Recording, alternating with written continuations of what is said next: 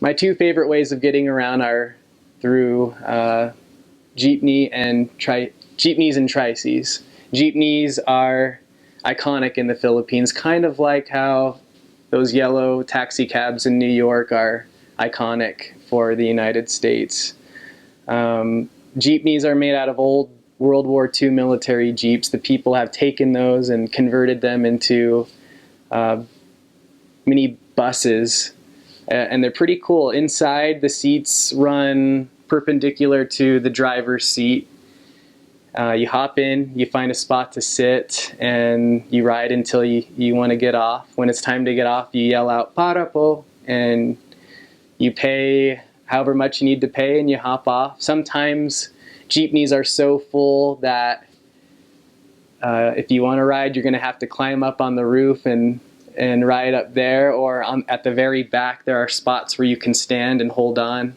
And that's always fun to feel the wind rush through your hair, and I always liked riding on the back of Jeepneys like that.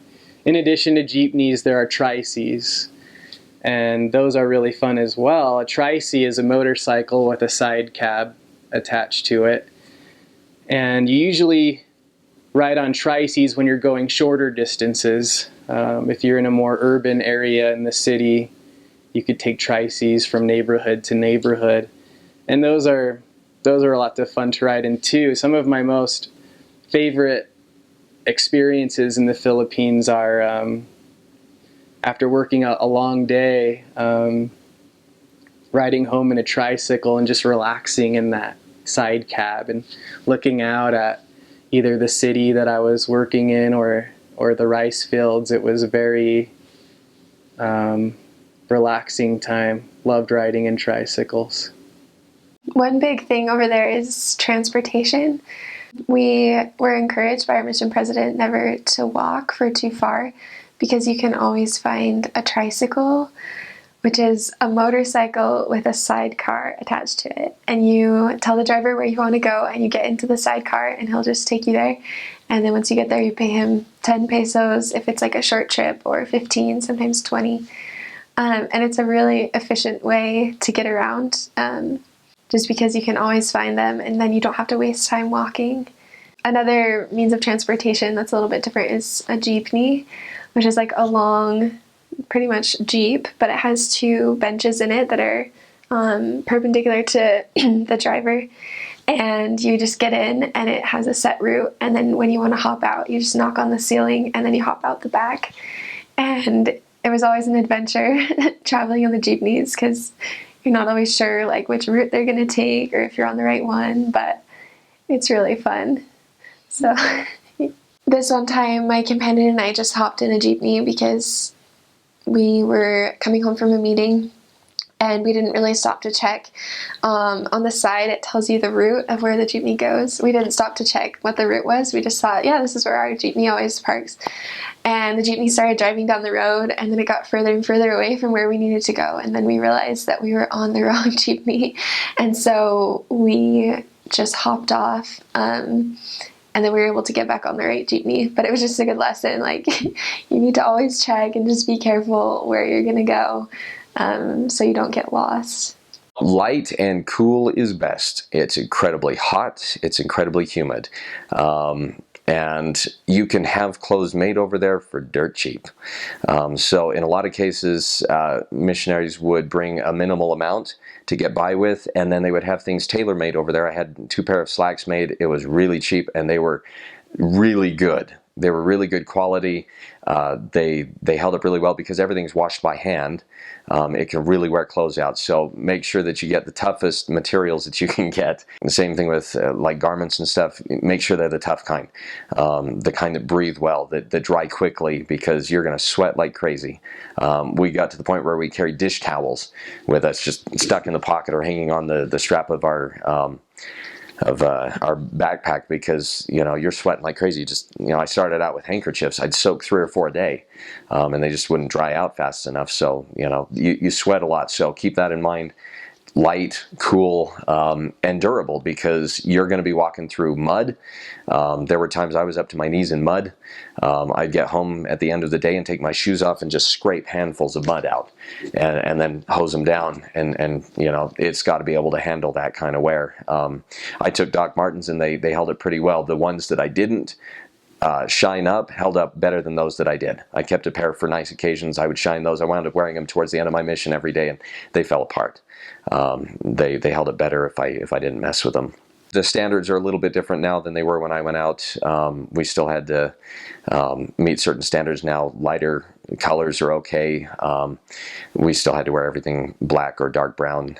So, you know, the mission will give some good tips on things like that. But if you can get by with a minimal amount until you get out there, you can get stuff made, tailor-made, handmade, that's really good quality with materials that are ideal for the area. It's really not that hard, and it's not that expensive. So it might be a good thing to keep in mind. Bring toilet paper. My first area, I spent the first almost a week having no idea how they went to the bathroom without toilet paper, because there was no toilet paper in the house. And come to find out, they use a bucket of water in their hand to clean themselves. That was a bit of a culture shock. I made sure ever after that I carried at least one roll in my suitcase going from area to area, just in case.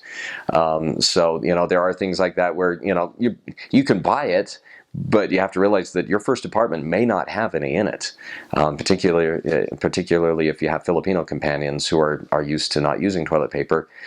You may not have toilet paper in your house, so that's something to keep in mind. Let me tell you, going without going for that long is not a cool thing. So that was a big advice. The other thing I'd say is don't neglect your health. I spent a lot of time sick fighting a lung infection that darn near got me sent home because I got a cold in my first area and thought, it'll go away. It does back home.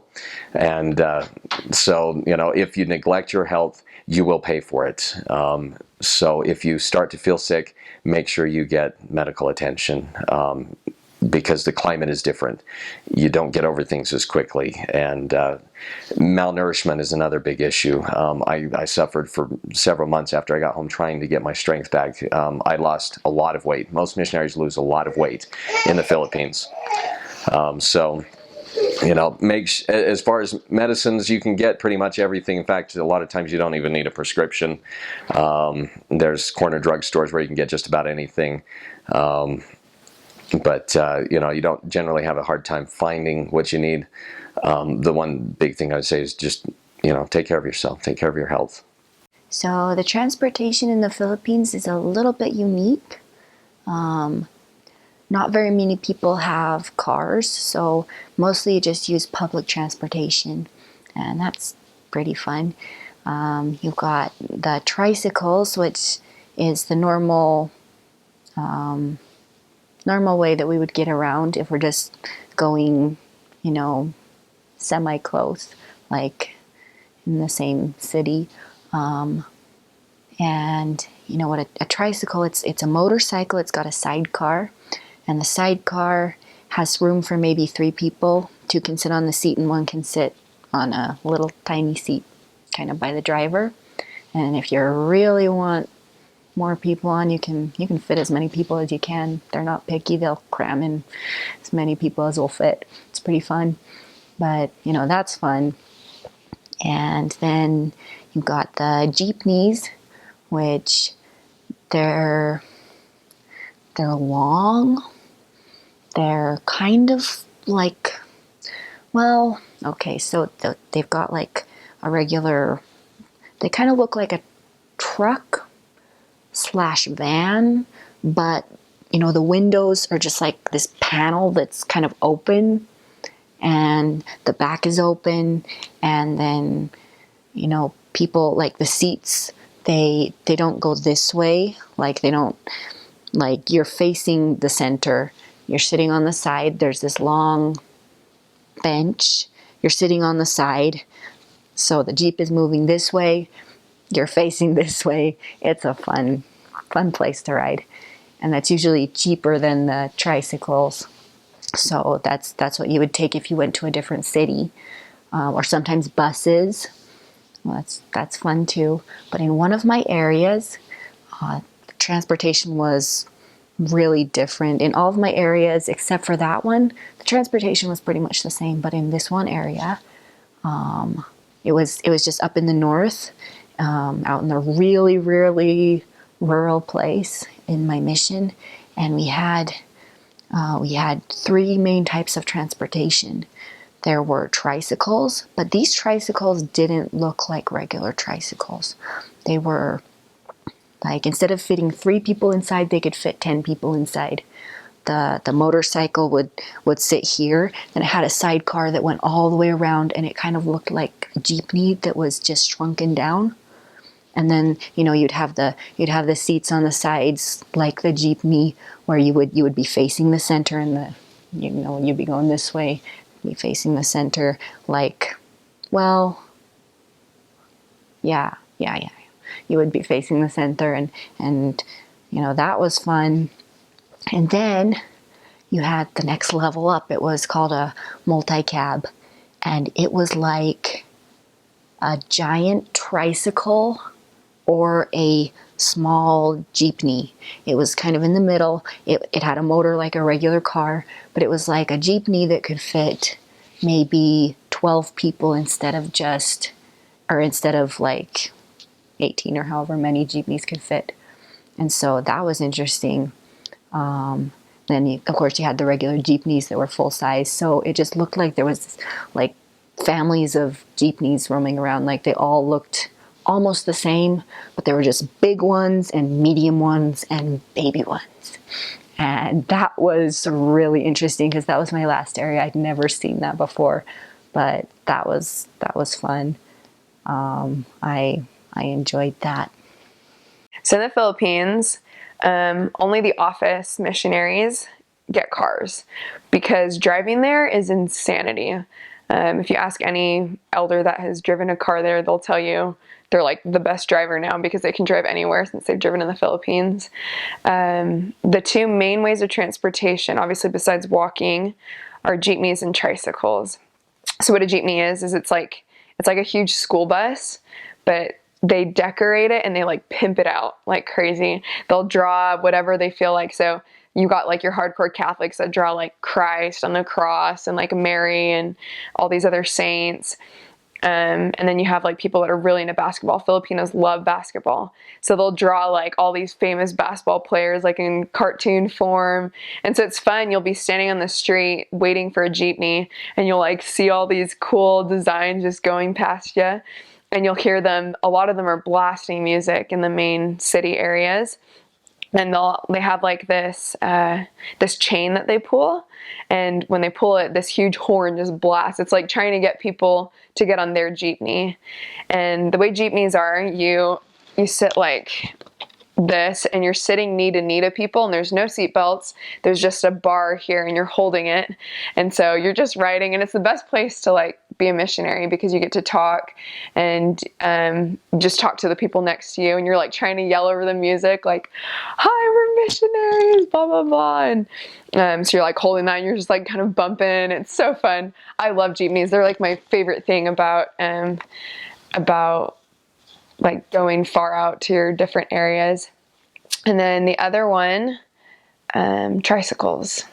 Tricycles actually are better than jeepneys because what it is it's a little dirt bike and they attach like a side cart to it. Kind of like if you've ever seen the Aristocats.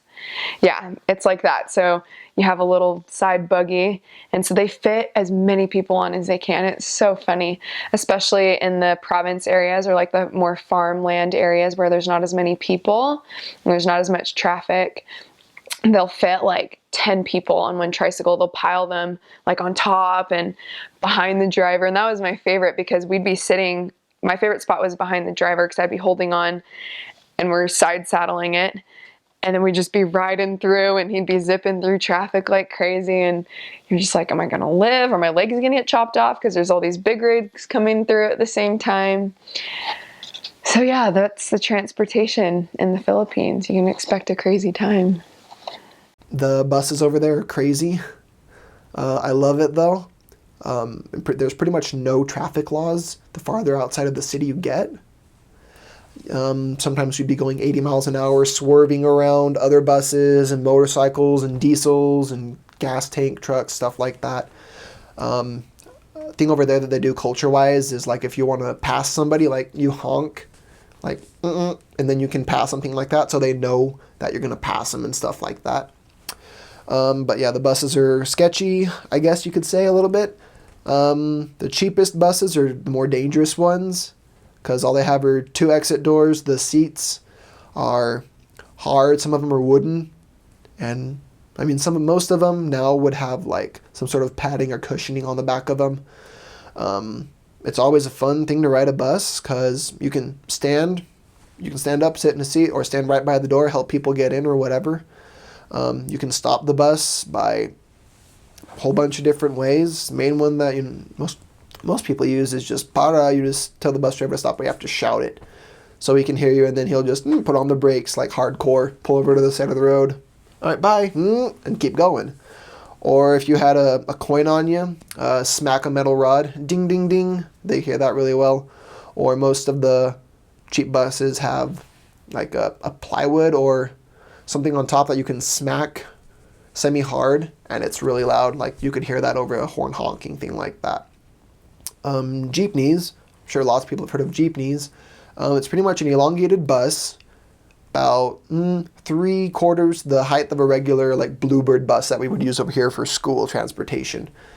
And you can shove people in there as many as you want, like at least 20 on the inside, and then another 5 to 10 squatting or sitting in the middle of the floor where there's space. Another 20 or so if you want it on top.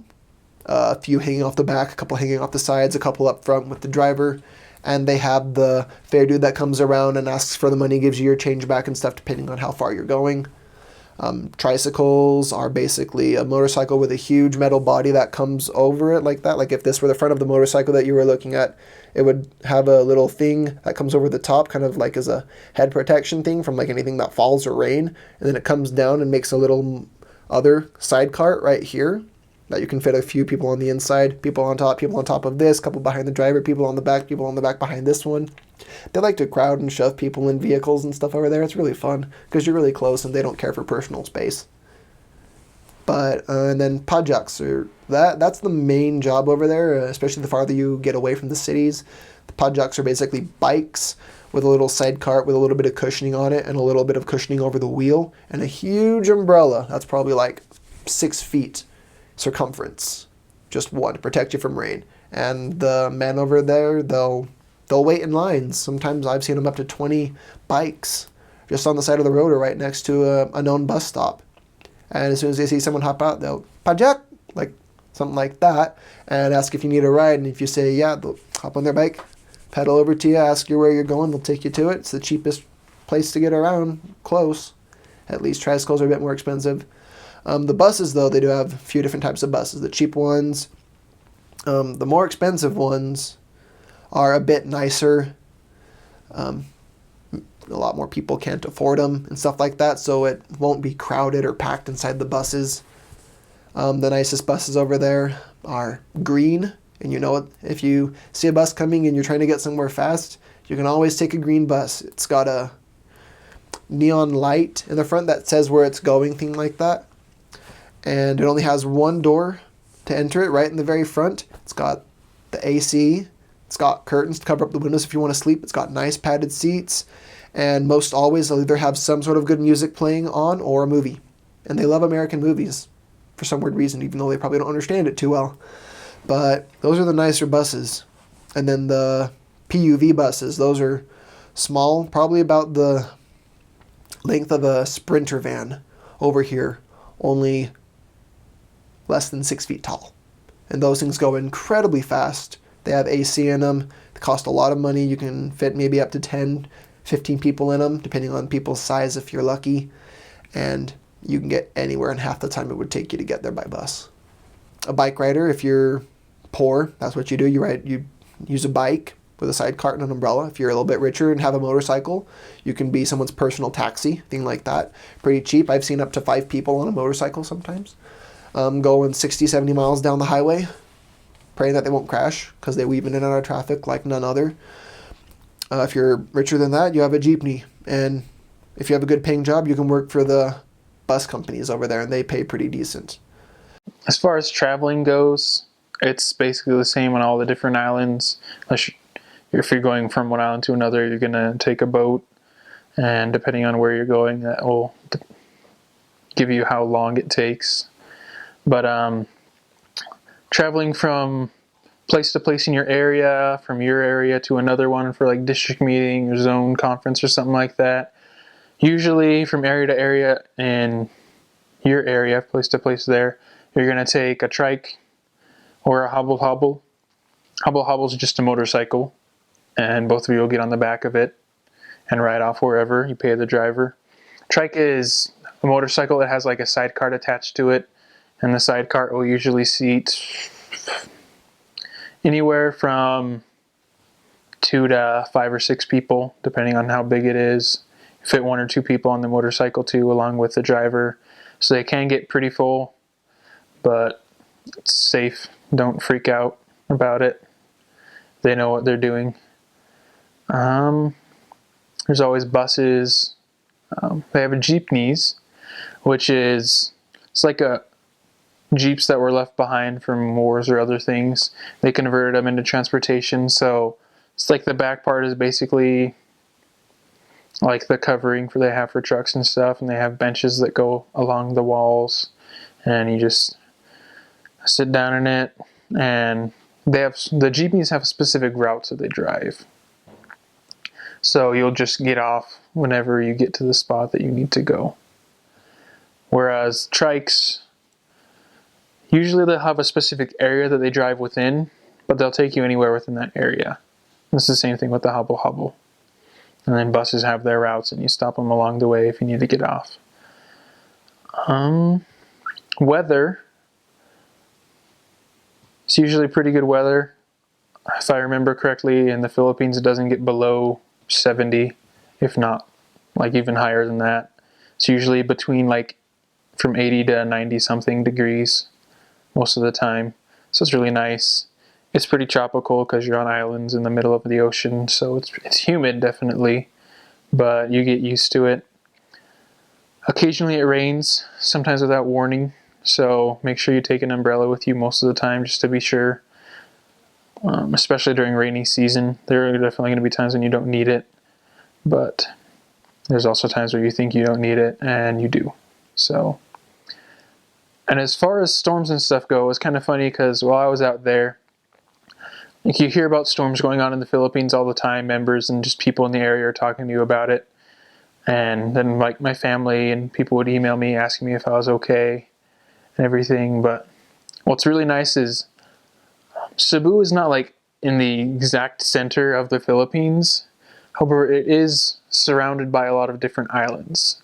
So Cebu itself doesn't often hit with really heavy, hard, like tropical storms, hurricanes, and that kind of stuff. It does happen sometimes where Cebu is affected, but it's usually close to, if not at its least severe point when it hits Cebu. Sometimes Bohol can get hit pretty hard. The typhoon that came like October or so of last year in 2013 did affect Bohol pretty bad.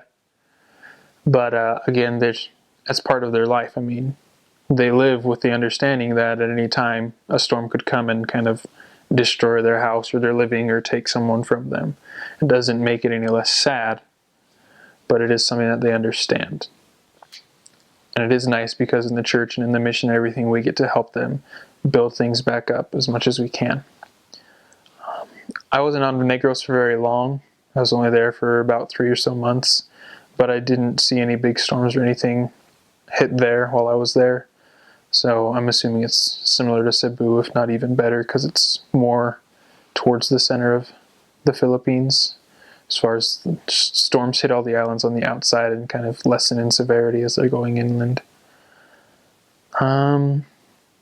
Cebu living on Cebu, or in any of the other islands in the mission. The jobs and kind of lifestyles that people have depends a lot on where you are. So most of the areas that I served in were in like a rural area. You'll learn to call it the bukid. But just because of that, people had all different sorts of jobs. If you're in a rural area, then hopefully you get a chance to help plant or harvest rice.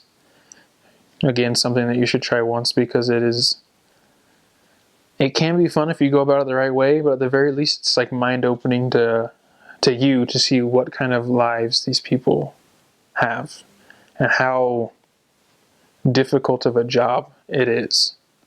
So there's people who have tens or even hundreds of like spots or little fields of rice that they're in charge of harvesting and planting and keeping for the main part. And it's a very demanding and difficult job.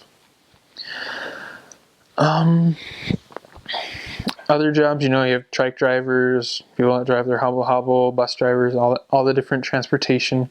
Obviously, on buses and sometimes on jeepneys, they have someone that's called a conductor, and they're just responsible for making sure everybody pays the correct amount for where they're trying to go.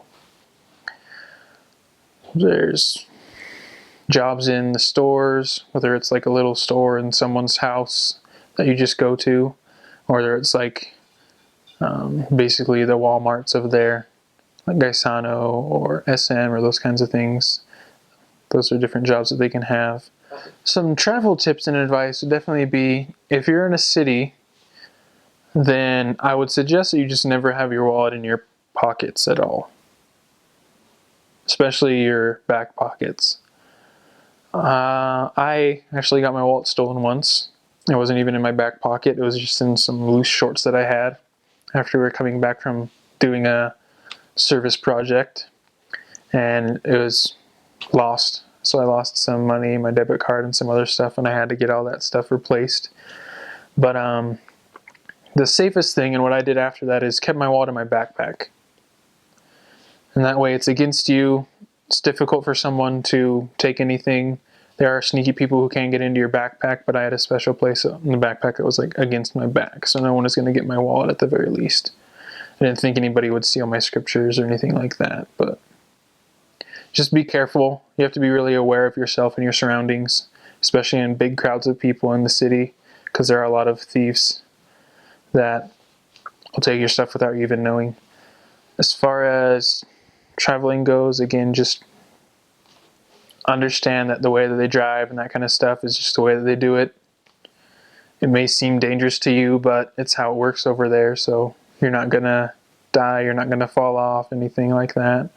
Again, Filipinos are super friendly. You can be walking down the street going to an appointment, and you're gonna see people on the side of the street, people walking down the road. Someone will say mga unta, which is like let's eat. So they might be offering you food, they might not be. Very cultural thing to them is accepting and appreciating the food that they give you.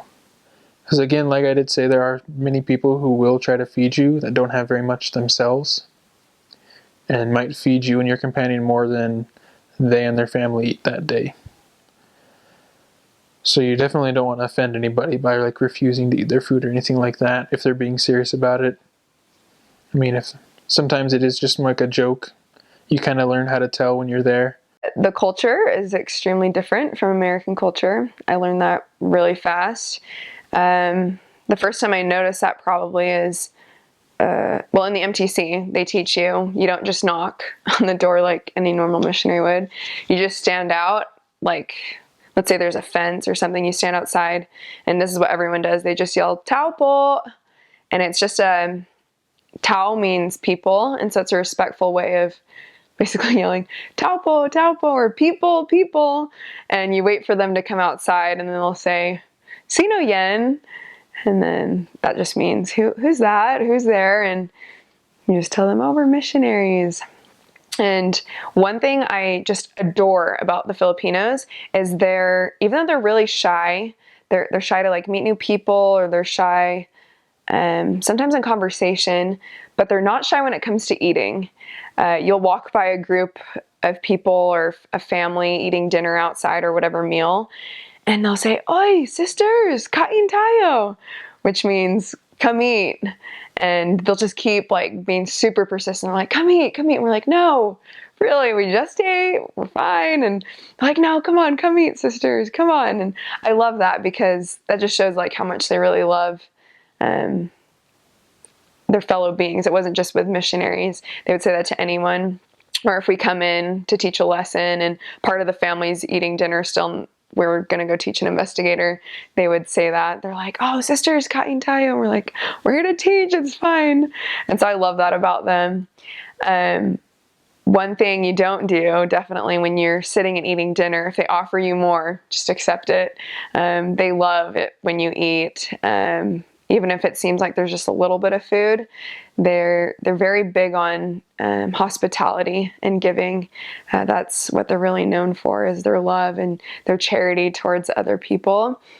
And so definitely just accept it and thank them so much for their generosity.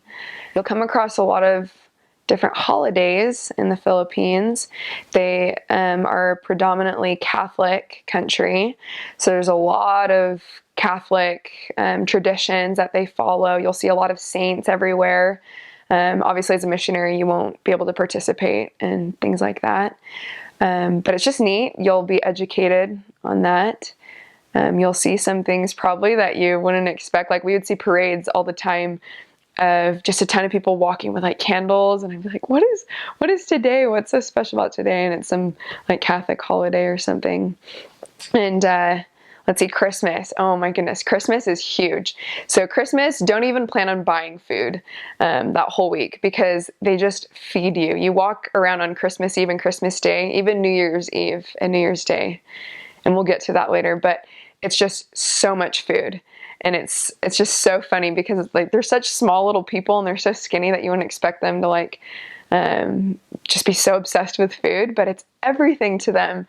And so on Christmas, I remember we would hop around. Our president told us to just go and kind of meet members, meet new people, try to use the food aspect as a way to get into people's houses and get to know them, help them feel comfortable with missionaries. And so I just felt like I ate so much that day. I probably gained like 12 pounds in one day. We would go house to house, and because they're so generous, they're like, oh, sisters, we save the best, or oh, come eat this, come eat that. And it was so fun because you're just going around meeting new people that you've never met before. And yet they're inviting you into their houses, and they're like, come eat with us. Oh, how's your Christmas? And we'd offer to share a message after, and they loved it. They absolutely loved it. Except for sometimes they'd be drunk and then you couldn't really share a message because they were just partying.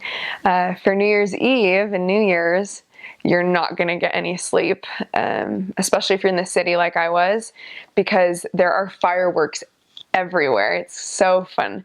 I remember, so the bedtime is 10:30, but we didn't get to sleep probably till like 2 or 3 in the morning. And even then you could still hear like fireworks in the background. And that's just another experience, a tradition that they have. And they'll go and do fireworks until the point like where they're like getting hurt. Like we saw this one guy, he like did fireworks and it shot into this person's house. And then the next thing we know, like 5 minutes later, there's an ambulance coming and they haul people out, and we're like, oh my gosh. And that was just right across the street from us. So you'll get fun experiences like that too. Okay, so it's a little different than other missions because you're sweating all the time. It's humid. I know as sisters, we like to look our tip-top best all the time. And it's good to try and look good, obviously, but I wouldn't worry too much about full-on makeup. Just something simple, because it will end up melting off your face. By the end of the day, you'll have sweated it off pretty much. Your hair is going to be crazy no matter what. They have something called rebonding in the Philippines. It chemically straightens your hair because it just like turns into a frizz ball. Just put your hair up. You'll rather have it up to keep you cooler. Clothes wise. So this is where I've heard a lot of contradicting opinions before my mission. A lot of different sisters told me like, oh, wear this, wear this. It really is up to you. I've heard cotton is good because it's more breathable. but it also, when you sweat, it just stays. It doesn't dry off of cotton until you take it off. And so I didn't like that personally. There were some days I preferred to wear cotton, but it's hard because you just feel wet all the time. Another one, I liked a lot of sheer things. So I'm trying to think. I don't know how to explain sheer, just, sheer material. The problem with that is it's see-through. So if you could find something, I went to the Sister Missionary Mall and I got stuff that weren't as see-through, which was really nice. But sheer material is nice because the sweat just rolls right off, and so it's not staying on you. The only problem is that does feel a little bit tighter, and so sometimes you might feel a little bit hotter wearing that. Skirts. Be careful with your skirts. I had moments on my mission where I got like really light skirts because I was like, oh, okay, it's gonna be hot, so lighter skirts are good. No, they're not, because there are what are called storms or bagyos at the Philippines, and the wind will just come and lift your skirt right up. That happened to me a couple times, and that was pretty uncomfortable. I had to throw those skirts away. Let's see. Yeah, you want probably about calf length skirts. Anything higher than that, I know it can be to the knee, but you have to take in consideration that you're going to be riding on jeepneys and tricycles. And so when you do that and you're climbing in the jeepneys and stuff, if you bend over it, it like goes up higher and you can see stuff. So I was always most comfortable with calf length skirts. And then as for shoes, when you're proselyting, depending on what mission you go to, even in the city, I preferred to wear rubber shoes. So anything from like good ballet shoes from Crocs, those were my favorite because they're breathable. Some sisters wore stockings or like socks. I didn't like that just because it's really, really hot and your feet smell awful by the end of the day. But rubber shoes are really good. You need to bring other shoes that are good for like conferences, because you'll have general authorities and like apostles coming and speaking to you. So I had a pair of nice like leather shoes, and those are actually nice sometimes during the rainy season because your feet do get kind of cold when they get wet. So a good place for that would be next to the missionary mall. I got my shoes there. There's a shoe store, I think, to the left of it. And those lasted me my entire mission, even when dogs came and ate them up. They were really useful. Let's see. What other tips? Bring a lot of mosquito repellent. Sisters tend to get eaten a lot more than elders do. I don't know why that is, but yeah, your mosquitoes will definitely attack you. And I think that's it.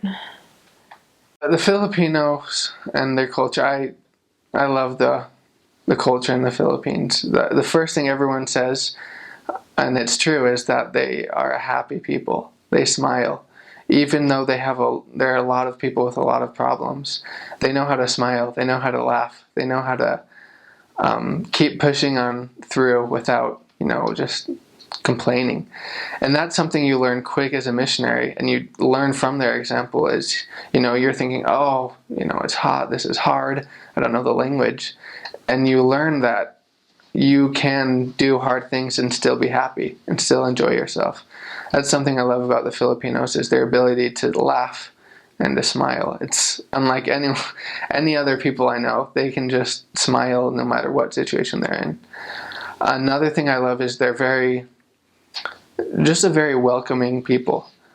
They treat you, something that's nice about the Philippines is you don't have to tract in the sense where you go knock on doors and say, hi, I'm Elder Peck, I'm a missionary from the church. You just walk on the streets and you can just talk to people. You can say, how's your day? How's your family? And just start conversations with someone you don't know. And it seems like after a minute you can feel like you've been friends for a long time. They just are very open. You can ask them things, that people would think you're crazy in America. You can know someone for a minute and ask how many kids they have and what their kids are doing and where they live and who their mom is and who their dad is and what they like or what they do in life. You can get to know someone very quickly, and it's awesome. Here in America, sometimes I wish that we were more open, just saying, hey, what's up? who are you? Where are you from? What do you like to do? Unfortunately, we don't do that quite as much here, but in the Philippines, you really can talk with anyone. And I love that. They're just a welcoming people. I also love just the faith of the Filipino people. How they're able to, kind of like I said, get through hard times and do hard things knowing that they will make it, and believing in God, believing in His hand to be there to help them. And they have the faith to make that happen. It's a country where you can promise someone that if they do something, they'll get those blessings, and they will get those blessings because they'll do it. They'll have the faith. They'll make big sacrifices. That's something else is great about the Philippines. They'll sacrifice so much for you. They want to make you feel at home.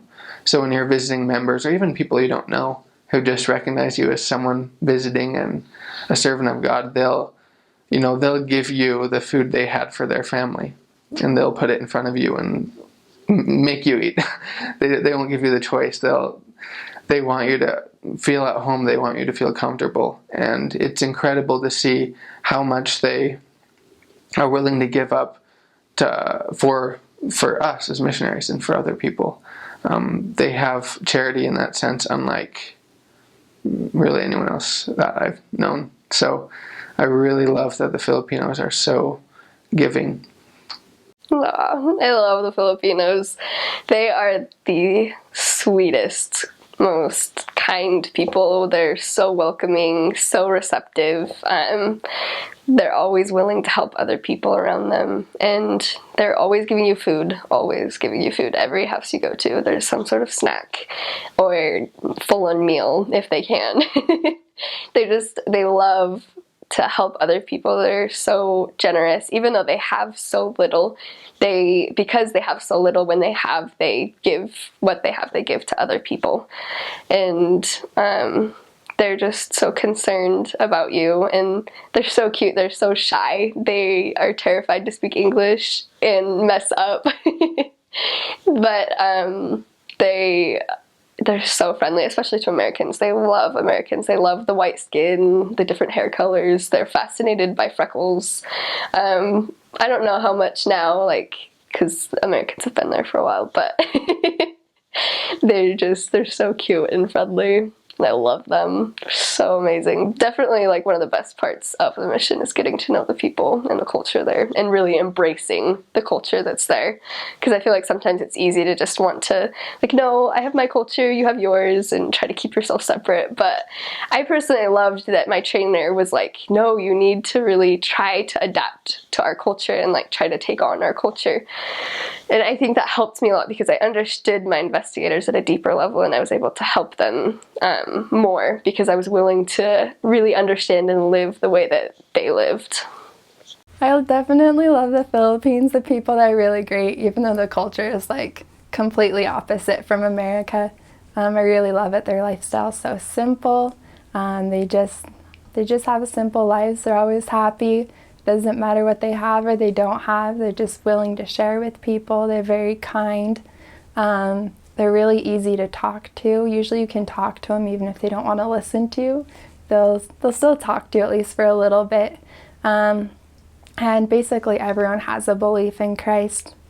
Different religions, different beliefs. But it's great to be able to just open up any conversation. You can just talk about Christ. They have Christ on their Jeepneys and on their tricycles. Everyone's very religious. Which makes missionary work sometimes a little easier, sometimes not, because sometimes they're very firmly embedded in their beliefs. But they're very kind people. They're willing to share with the missionaries their food. They'll help you with language. You can ask them how to cook stuff. They'll tell you. They're very nice, humble people. The Philippine culture is a really cool thing. My favorite part of Philippine culture, I'd have to say, is their attitudes toward life. They're just so fun-loving, and they're very laid back and very mellow. I don't know how to describe it. I guess you could say it's kind of Hakuna Matata kind of a attitude. Very, very happy people, and I love that. It was so cool to get to know that side of the culture, that side of the people, that fun-loving, laid-back attitude. They're just so, even when things get tough, they don't complain about it. They don't whine about it. They just try to enjoy life, and I think that's so cool. And part of that attitude, I think, is part of that attitude, that laid back attitude. It rubbed off on me out there, and that made the work really fun. When you're having a hard day, I learned that there are blessings to focus on, and there are good things every day to celebrate. And that's one thing that I took away from the Philippine culture. Filipinos are so friendly and so loving. Like, they are so kind and so welcoming. It was such a different culture than I was used to here in America, and it surprised me at first how willing people were to talk to us and to let us into their homes and to feed us. They're so polite. If you go into their house and they're eating, they will offer you whatever they're eating, just because that's the nature of their culture. They're also very sensitive and can sometimes be easily offended, but they always do everything to try to like save face, so they won't let you know that they're offended, and they'll kind of like close off from you, and that's just kind of their culture. So you have to learn to be sensitive to that, and just love them despite that difference, because I feel like here in America we're very straightforward, we're very direct, and sometimes if you're like that with the Filipinos, they get offended because they're not used to that directness in their culture, because they are so polite and so formal with each other. But I love Filipinos. They are so funny. They have this really funny, sassy sense of humor that it takes a little bit to understand and to like find that their jokes are funny. But after you start to understand it, they are hilarious, and they'll make you laugh, and they love making people laugh. So it's great. I would have to say they're very cheerful for the most part, and they're very resilient, very adaptive. They live a very hard lifestyle. Half the time they never know where their next meal's coming from, or are they going to get a next meal. You'll get hurricanes coming through. We had 2 in a period of 2 weeks at one point, caused massive flooding, destroyed homes. I don't know about casualties. I didn't get to hear on that, but I mean, they live in a very dangerous place. If the weather doesn't get them, illnesses will. If that doesn't get them, then there's the militant factions that come out of the mountains and kill people just, because it's a very difficult place to live. Life is incredibly hard, and yet they are very cheerful. They're very optimistic. They're very happy. They look for the sunny side of things quite a bit. I was amazed at how resilient they were. You'd see the children playing, and they were just as happy as can be playing with bottle caps. They'd find games to play with bottle caps, something that we would throw away without even thinking about it. They would play with for hours. They had a blast with them. They would play with a matchbox. They would divide it into spaces and save spiders and put them in. They would play with spiders and let them crawl in their hand. They would try and get them to bite their fingers. Yeah, not my favorite thing, but it was amazing what they could do to find enjoyment in life. They didn't have to have fancy things. Not that they would have turned them down if they had the option, I imagine, but they didn't need them. And they were a very feeling and a very believing people. They're very religious. It's a predominantly Christian nation, but they're very big on living their religion, at least according to their understanding. feel things very deeply. They're very deeply feeling people, and so it's really actually quite easy to help them feel the Spirit, because they look for it. That's kind of how they live their lives, according to the way they feel and the impressions they get and things like that. It's not a very secular society in that regard, where they live by logic. It's more along the lines of, does it feel right? Does it feel good? Does it, does it ring true? And so in that respect, we had a lot of success as missionaries in bringing people to begin a testimony, and they're the most caring and giving people I've ever met to strangers. You'll be walking past somebody's house, and they'll invite you in for dinner just because you walked by. They'll give you the shirt off their back. They'll help you. They'll do anything they can to help you. They're incredibly kind and just very giving. There were many times where we would be walking by and they would invite us in for dinner. Sometimes we would accept, sometimes we couldn't because we were on our way to someplace else. But by and large, they were very, very kind, and they would watch out for us. They would warn us. They would do anything they could to help us. As I said, they believed that we were doing God's work. Even if we didn't belong to their church, they believed that we were serving Him, and that deserved respect. And so they were very respectful towards us, and they were just incredibly kind. I don't think you could meet a kinder bunch, at least in my mission area. I'd have to say, by and large, at least in that area, that was their defining characteristic. Bacolod is known as the city of smiles because the people are incredibly friendly and kind.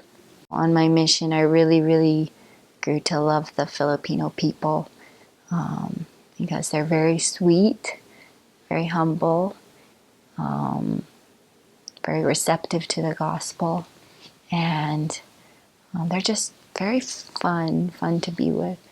And one thing I noticed in a lot of my Filipino companions, they're also very open with others. They're open about their lives. They are very kind of, what's the word, like not individualistic, collectivistic.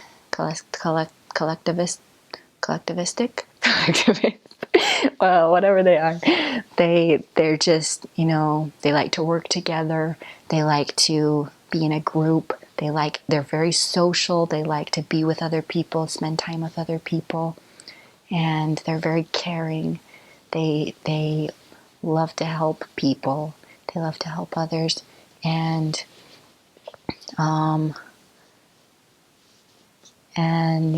a lot of times, like even the people who wouldn't be so receptive to the gospel, like if you go up and you had a conversation with them and you started talking about the gospel, even the people who would be like, no, we don't want to listen, we're Catholic, like if you'll go up to them and you ask them, oh, can I have some of your malunggay? They'll say, yes, take it. Take 5 branches. Like they really, really love to share, love to give things. They love helping. If you ask them for help, they will love you. They love to share food. Many times when we would visit in people's houses, they would bring us a snack. They're very, very hospitable. And they're just very sweet people, and very loving and kind.